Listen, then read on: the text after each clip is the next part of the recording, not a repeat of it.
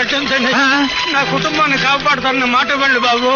వద్దండి, సహాయం చేయడానికి అర్హత ఉండాలి. ఇలాంటి వాడికి మాట ఇచ్చే ముందు కాస్త బాబు ఆలోచించండి. గారు, నా కూతురు జీవితాన్ని అన్యాయం చేస్తున్నారు.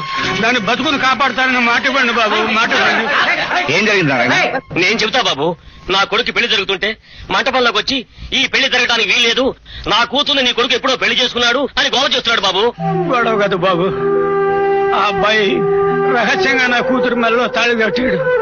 మెల్లగా వాళ్ళింటో వాళ్ళకి నచ్చ చెప్పి పెళ్ళంగా నా కూతుర్ని ఇంటికి తీసుకెళ్తానని చెప్తుండేవాడు. రోజు రాత్రి ఫ్యాక్టరీ సైరన్ మోగంగానే బండి మీద మా ఇంటికి వచ్చి తెల్లారులు ఉండేళ్ళేవాడు. ఇప్పుడు ఆ కాంట్రాక్టర్ కూతుర్ని పెళ్లి చేసుకుంటున్నాడు. ఏమయ్యా, నారాయణ చెప్పేది నిజమేనా? తాళి కట్టావా? ఆడు ఈ తాగుబోతుడు కూతురి మెడలో ఎందుకు తాళి కడతాడు బాబు?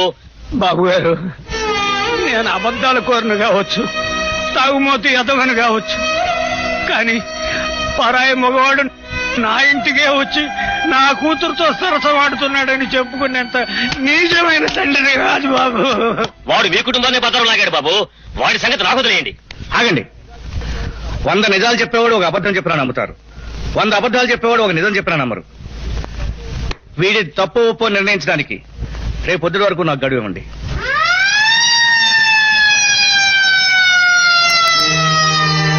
వాళ్ళని లేపండి. అలాగే. ఇగో వర్మగారు వచ్చారు, లేవండియా, లేవండి. వర్మగారు వచ్చారు. నమస్కారం అండి. నమస్కారం బాబు గారు. ఇంత రాత్రి పూట మీరు మా ఇంటికి కబుర్ చేస్తే నేనేమి ఇంటికి వచ్చేవాడిని కదండి. పర్వాలేదులేండి. ఏరి బండి కట్టు. ఇంత రాత్రి పూట బండి ఎందుకండి? ఎందుకో తర్వాత చెప్తాను. ముందు మీ వాడిని బండి కట్టమని చెప్పండి. ఆయన చెప్పినట్టు చెయ్యి, బండి కట్టు.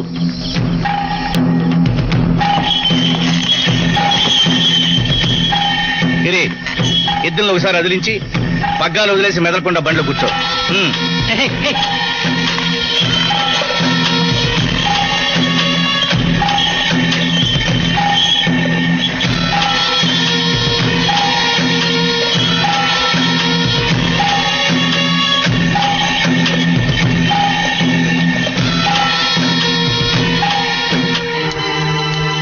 దండాలు బాబు. చూసావా గిరి, బుద్ధి గడ్డి తిని నువ్వు అబద్ధం చెప్పినా గడ్డి తిని ఆ పశువులు నిజం చెప్పాయి. నన్ను క్షమించండి అయ్యా. మా నాన్న మాట విని అబద్ధం చెప్పాను. ఆ తాళి నేనే కట్టాను. ఆ అమ్మాయిని నేనే ఎలుకుంటానయ్యా. మంచిది. నోరు లేని జీవాలచే సాక్ష్యం చెప్పించి సమస్యని ఎంత గొప్పగా పరిష్కరించారు.